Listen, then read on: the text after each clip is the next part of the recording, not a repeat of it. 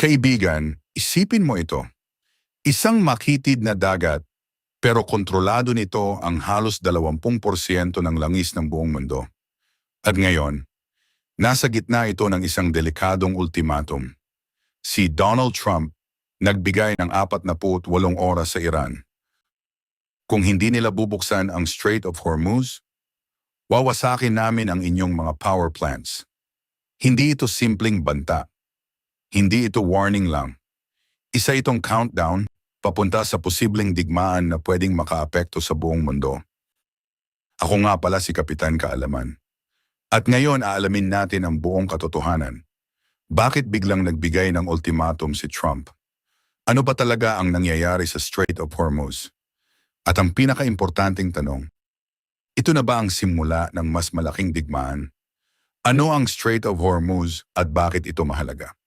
Bago tayo pumunta sa gulo, kailangan muna nating maintindihan kung bakit napaka-importante ng lugar na ito.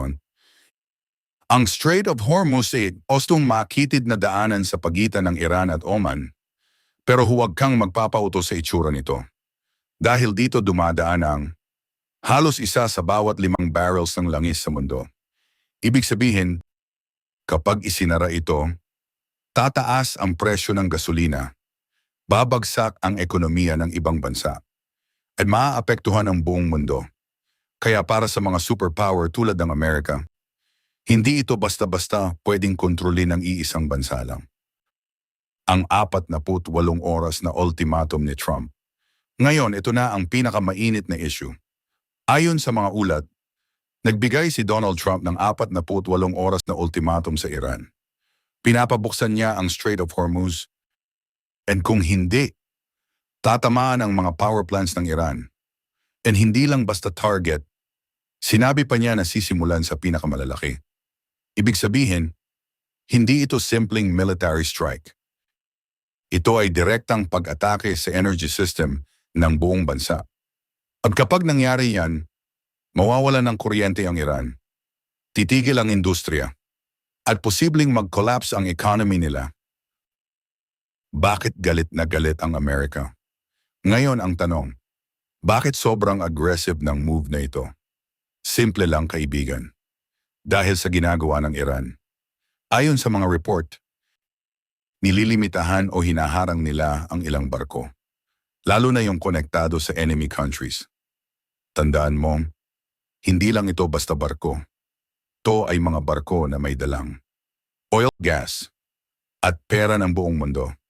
Kaya sa mata ng Amerika, hindi lang ito issue ng Iran. Ito ay issue ng global economy. Sagot ng Iran, lalong delikado. Pero hindi rin nagpahuli ang Iran. Sa halip na umatras, nagbanta rin sila. Kung aatakehin ang kanilang energy infrastructure, sasagutin nila ito ng mas matinding retaliation. At hindi lang basta military target. Kasama sa mga pwedeng tamaan, US bases, allied countries, energy facilities sa Middle East. Ibig sabihin, hindi lang Iran laban sa US ang laban. Pwede itong maging multi-country conflict, ang totoong dahilan sa likod ng lahat. Ngayon kaibigan, ito ang part na hindi sinasabi ng lahat. Hindi lang ito tungkol sa oil. Hindi lang ito tungkol sa dagat. Ito ay tungkol sa kapangyarihan. Sa totoo lang, ang Strait of Hormuz ay parang choke point. Kung sino ang may control dito, may leverage siya sa buong mundo. Sa ngayon, ayaw ng Amerika na hawakan ito ng Iran. Nangyari bago ang ultimatum. Hindi ito biglaan. May mga nangyari na bago pa ito. May mga airstrikes na sa Iran. May mga missile attacks sa Israel. At tumataas ang tensyon bawat araw. Dagdag pa dito, may mga report na tinamaan ang mga strategic sites. At lumalala ang sitwasyon sa Middle East. Kaya itong ultimatum, hindi ito simula. Isa na itong next level escalation.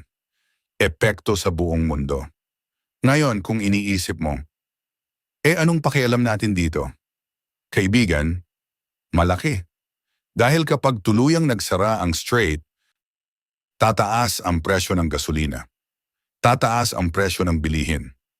Maapektuhan pati Pilipinas. Sa katunayan, lumagpas na sa $100 per barrel ang oil. Ibig sabihin, ramdam na ito sa global market. Possible scenarios. Ngayon, ano ang pwedeng mangyari? Scenario 1. Sumunod ang Iran. Magbubukas ang Strait. Bababa ang tensyon. Scenario 2. Hindi sumunod ang Iran. Aatake ang US. Magre-retaliate ang Iran. Scenario 3. Makikisali ang ibang bansa. Ay magiging mas malaki ang digmaan. Propaganda o totoo? Ngayon kaibigan, may isa pang tanong. Totoo bang gusto talaga ng US ng gera? O ito ay pressure tactic lang? Sa history kasi, madalas ginagamit ang ganitong ultimatum para pilitin ang kalaban, ipakita ang lakas, kontrolin ang narrative. Pero sa sitwasyong ito, mukhang seryoso. Bakit 48 hours lang? Napansin mo ba? Bakit 48 oras lang? Dahil sa military strategy, ang maikling deadline ay naglalagay ng pressure, hindi nagbibigay ng oras para maghanda. Pinipilit ang mabilis na desisyon. Pero may risk din ito. Kapag mali ang galaw, pwede itong sumabog sa mas malaking conflict. Nasaan ang iba pang bansa? Ngayon, nasaan ang ibang bansa? NATO, pointing right index China. Karamihan sa kanila, nag-iingat dahil ayaw nilang madamay sa direktang gera or economic collapse. Pero kung lalala pa ito, hindi na sila makakaiwas. Malapit na ba ang World War? Ito na ang tanong na iniisip ng lahat. World War na ba ito? Sa ngayon, hindi pa. Pero, delikado na ang sitwasyon. Dahil, maraming bansa ang involved. May energy crisis, may military escalation. And alam natin, ganito nagsisimula ang malalaking digmaan. Kaya kaibigan, sa loob ng 48 oras, pwedeng magbago ang takbo ng mundo. Magkakaroon ba ng kapayapaan? O sisiklab ang mas malaking gulo? At ang mas nakakatakot, hindi lang ito laban ng dalawang bansa. Ito ay laban na pwedeng makaapekto sa buong mundo, ekonomiya, at sa buhay nating lahat. Ako si Kapitan Kaalaman. At kung gusto mong maintindihan ang mga ganitong malalalim na issue, siguraduhin mong nakasubscribe ka at pindutin ang notification bell. Dahil dito, hindi lang tayo nanonood ng balita, naiintindihan natin ang katotohanan.